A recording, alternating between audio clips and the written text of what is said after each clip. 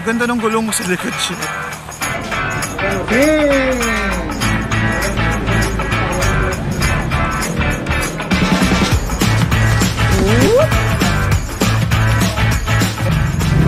Ito yung thread pattern, no? Ito ibig sabihin itong isang extra spring nya.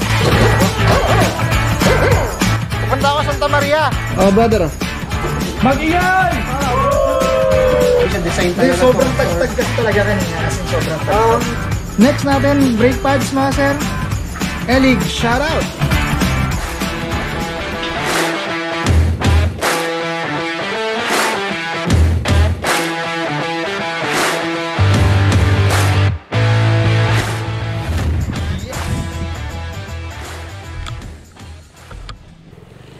Dami kong gulong sa likod, oh.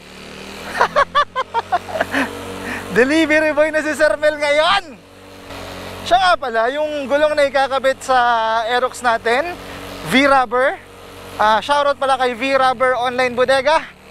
Salamat sa pag-sponsor ng gulong ni Aerox natin. At the same time, yung gulong ni Uten, yung last vlog, sponsor din nila yun mga sir. So check them out.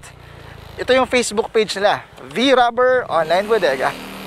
Samahan nyo ako mga sir, magde-deliver lang tayo muna kay Moto X Racing ng gulong. Doon na rin tayo bibili ng suspension. Tapos doon na tayo bibili ng mags na Racing Boy. At after nun, diretso tayo kay Kuya Don ng AV Moto. Yan. Nahihirapan ako sa pwesto ko, kaya mamaya na ako mag-vlog mga sir, ha? See ya! Ano pa alam mo? Floyd. Taga rito ka sa San Jose? Pupunta ako sa Santa Maria. Ingat. Nice meeting you. So ayan mga sir, nandito na tayo sa Moto X Racing. Dito ko i-deliver yung gulong. Actually, dito ko i-meet yung kliyente para ibenta yung gulong na V-Rubber. At the same time, magpapalitin tayo ng rear tire ni Aerox. Tapos palit tayo ng suspension sa likod. Care of Kuya Godwin. Shout out Kuya Godwin. Ayan. Ayun mga sir. Mamaya cover natin yung pagkabit. Let's go. Kain muna kami. Panghalian eh. Yan na yung gulong natin mga sir. Ito yung V-Rubber. Anong model nito? VRM281 140/70. Stock size pa rin tayo. So ganun pa rin yung klase ng tires habang binubuksan mo siya. Yung sinasabi ko sa inyo, yung amoy goma. Amoy goma talaga. Kalbo na yung likod eh. Sobrang kalbo na eh. Kawawa naman to si Iyot eh.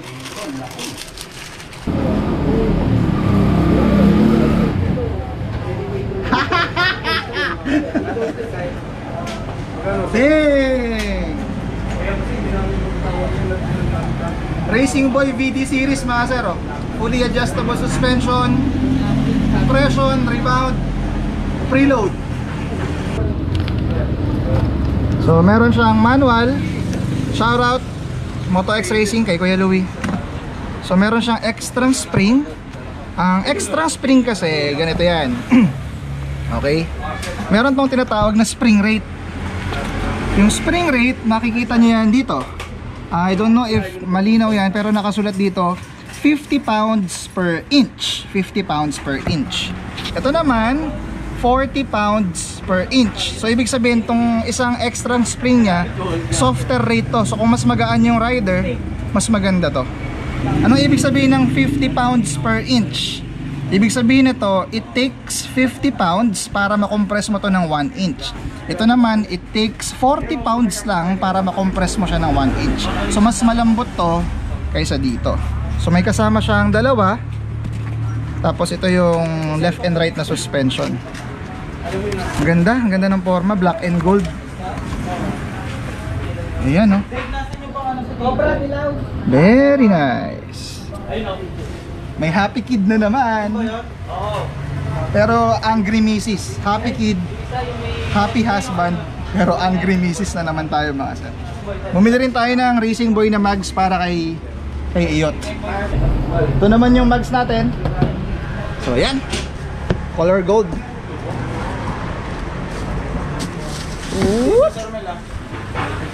Sa isa? Racing boy, baka naman. Tingin niya Kuya Dave, para bida ka sa akin. Ayan yung harapan. Harap. Ito yung likuran. Para babagay dun sa ano natin, suspension. So mga sir, papalitan natin tong spring nung 40. Kasi sabi ni Kuya Don, yung tuner ko, since lagi lang naman ako solo ride, mas maganda yung softer spring para meron siyang street compatibility. Pwedeng pang city drive, hindi masyadong matagtag. Ayan. So para tanggalin siya, meron lang siyang parang ano dito butas, tong gatla. So ang gagawin lang namin is ibababa lang namin ng konting spring, i-compress namin para malabas natin to. So yun, natanggal na namin yung spring, yung stock. Ito yung stock. So ito yung stock spring. Tapos ito yung lock niya. So i-compare lang natin yung difference nung nakakabit. So makikita nyo dito mas marami siyang turn. Ito mas maluwang. Ayan, oh. Kita nyo yung luwang nito. Mas onti yung ikot nitong 40 pounds per inch kaysa rito sa 50 pounds per inch. So definitely mas malambot to. Ito yung nakabit natin mga sir. Pinata mo na dyan, parang tayo mabigat. Ganda na ha. Okay. Sama ako dyan sir. Mags, V-rubber. Ganda ng combi oh. Black and yellow, black and yellow. Nice, ganda. Ito yung tread pattern no ng ating V-rubber oh. Sport touring tire. Makikita nyo rito mga sir, parang guhit na actually, hindi ko alam kung visible dito sa GoPro. Pero meron siyang parang patche dito na diretso na 1 inch. Yan yung ano, pagbabiyahe tayo ng malayo. Sayang kasi yung gulong kung lahat to puro soft compound. So yun nandito, soft. Yun nandito sa gitna, medyo medium siya. Ito yung pang endurance, pang mahabang biyahe, pang long ride. Tapos pag banking ka, ito sobrang rubbery. Nice, ganda. Yung tatlo mo ulit.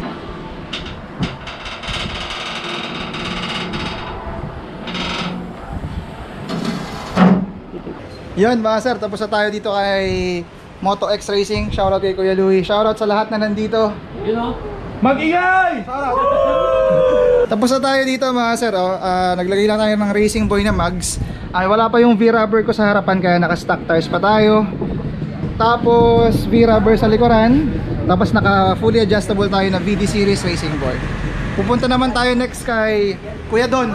Papatune tayo na suspension sa harapan. Let's go! Uwi muna tayo. Uwi ko lang yung mags. Tapos diretso tayo sa AV Moto. Yes sir. Thank you! Yon! Ganda ng gulong. Matalbog pa yung suspension natin sa likod. Ginawa ko kasi siyang soft So, sobrang talbog. Kumbaga. Salamat Kuya Louie. Saka dun sa mga bata mo dyan, sa mga boy mo, kay Kuya Dave.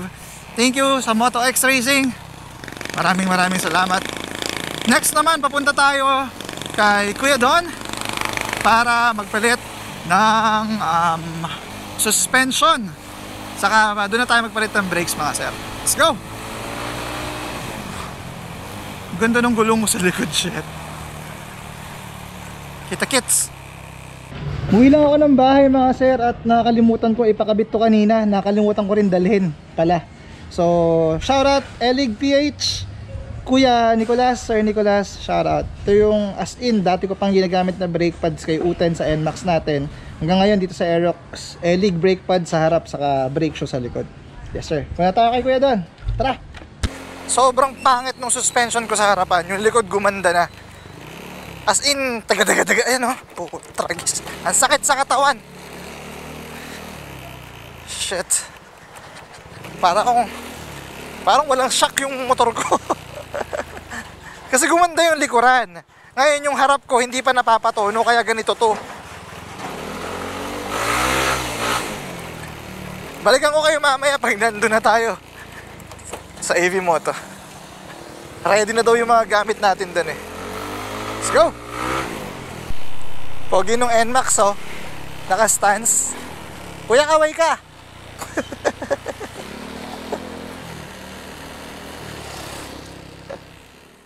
Gina tayo sa AV Moto. Ito na si Ayot natin. Papatune na tayo ng suspension. Kaya doon medyo busy lang doon. Pero next time. Yan! Ang tagtag ng suspension. Sobrang tagtag. Bukod sa lagotok, ayusin natin yung tagtag niya. Para maganda yung laro ng suspension natin. Sayang kasi yung bili natin dun sa Racing Boy nating suspension. Papatono rin natin yan pareho. Tara. Meron pala akong kaparehong damit. Meron pa alam mo? Daryl. Sir Daryl. Twinning kami, twinning. Imprint Customs, baby. Imprint Customs, baka naman. Bago. Brother. Thank you. Welcome. Di ba yan? Dito sa AV Moto, hindi lang suspension engineering, pati sandwich engineering kasama. Nakalibre pa ako merienda. Thanks Kuya Don, thanks Ate Joy. Kuya Don, sabi ko thank you. Ay, thank you.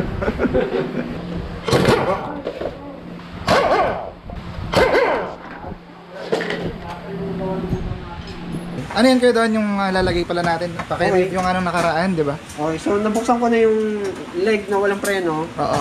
Lumabas na yung laman loob. Ito na yung stock springs. Bakit wala ang tagtag?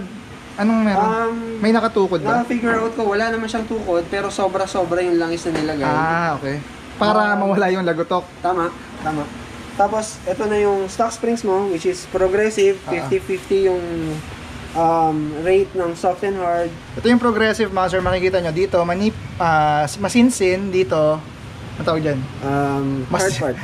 Dual rate siya soft rate, hard rate. Yung linear spring na ipapalit natin, Kuya Don, ganito no?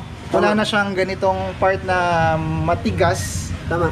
Tapos puro ganito na siya. All throughout gumagana. All throughout. Pare-pareho ng size. Yan. Tapos ano pa Kuya Don, bukod dyan? Yung next na papalitan natin, ito yung original na damping rod. Meron tayong custom-made na Prototype. damping rod. Ang main difference nila is oil flow. Using this damping rod, yung flow ng oil kaya nating pabagalin by 4 times compare dito. Pwede ba nilang gamitin yan for city driving or for race use? For city driving, pwede naman, pero this is specifically designed for special people. Narinig niyo yan? Para sa special daw. So, para sa mga lang, yung may mga ADHD, mga ganun. Mga katulad namin, mga ADHD. So sa kaso mo, gagamit din tayo ng 40W4 coil na pwede natin ipakita mamaya. Ang stock is 10. So, you will be using 40W. Tapos mawawala yung tagtag. Tama. May tagtag, definitely, kasi hindi siya design talaga. Sobrang tagtag kasi talaga kanina, as in sobrang tagtag. Dapat ito street friendly pa din, pero race ready. Yes. Okay. Yan. Do your job, Kuya Don. Ikaw na bahala dyan.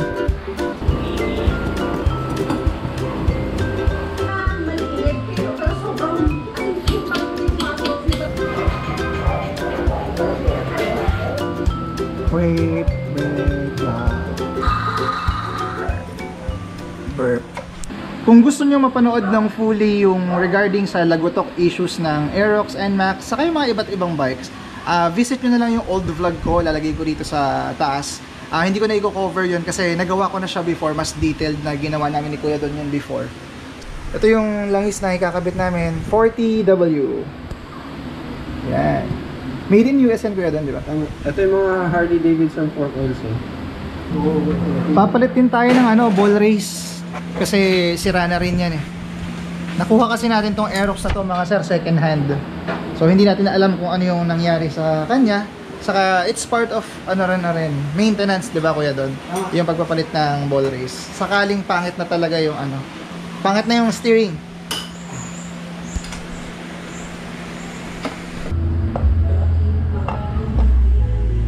So ito na yung bago nating ball race. Ito yung luma natin. So I'm not sure kung makikita yung mga damages. Hindi siya kita. Basta-basta. Hindi siya nakikita dyan sa ball. Ayun o.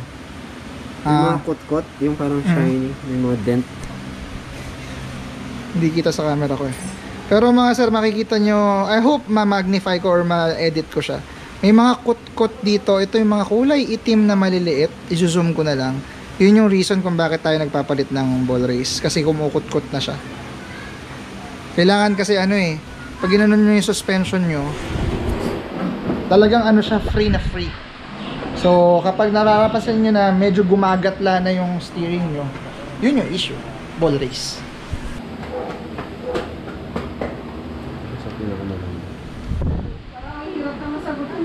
Mga sir, sobrang daming nagtatanong sa akin kung bakit Racing Boy yung ginagamit ko sa shock absorber ko. Lalo na dito sa Aerox ng Racing Boy na naman yung ginamit ko.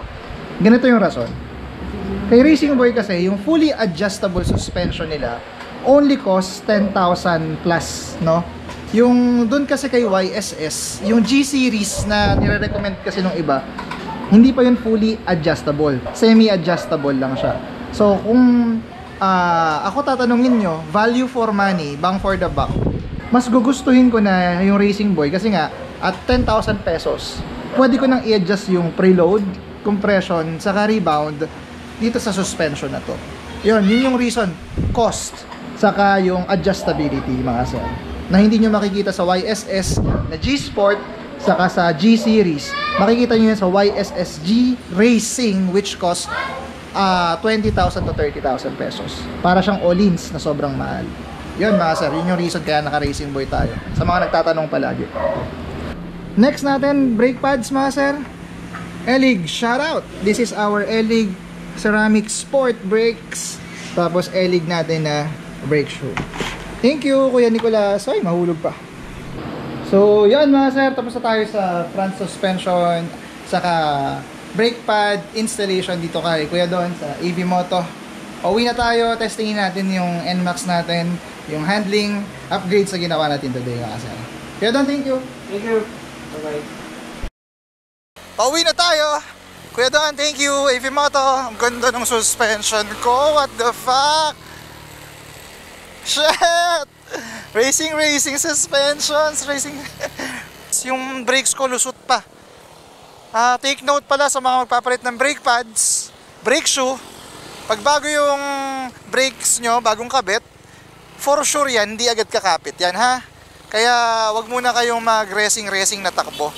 Kasi mahina pa yung brakes nyo. Pero yung suspension ko talaga, wow! Nakadiin sa kalsada! Woo! Woo!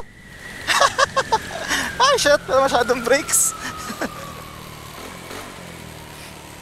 I'm so happy today and my wallet is so empty today. Kanina yung suspension ko, alam nyo ba, lahat ng baku-baku ng kalsada, kahit siguro yung alikabok actually exaggerated siya, pero sa sobrang tagtag niya kanina, siguro natuluyan na yung ball race ko, kakagamit nito, kakawili-wili nitong tuluyan na yung ball race ko. That's why pumangit talaga ng sobra yung steering ko kanina. Ngayon, as in, sobrang ganda. Nawala yung lagutok, wala na yung sobrang tagtag. Para kung kung nakatesting na kayo ng suspension ng Sniper, parang ganun yung suspension ko. Parang mahaba yung laro niya. Sinabayan pa nung rear suspension upgrade natin. Kaya, very nice. Very, very nice.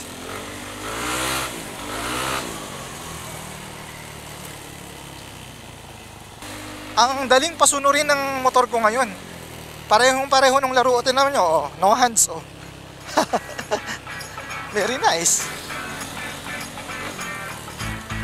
Bili muna ako ng Paris dito mga sir. Tapos sa ako uwi. Tapusin ko na yung vlog dito. Maraming salamat kung nandito ka pa sa part ng video ko na to mga sir. Happy 100,000 subscribers soon. Yun, till next vlog. Yes sir. Bye, kain muna ako Pares. Sobrang solid na suspension ko! Ganda! Sulit pera! Nakauwi na ako dito sa San Jose. Lumibili lang ako ng ulam dito malapit sa amin. Feedback ko lang dun sa suspension, as in hanggang ngayon, yung puso ko, as in sobrang joyful, sobrang natutuwa kasi ang ganda talaga ng suspension. So yung gulong ko, both front sa rear, para siyang nakadiin sa kalsada. Talagang hindi niya inaalis yung gulong ko sa kalsada, sobrang nakadiin. Kaya yung pagbili ng suspension, hindi lang yan basta-basta, lalo na pag fully adjustable mga sir, kailangan nyo siya ipatono. Kaya as in, sobrang saya. Yun lang mga sir, as in, sobrang saya.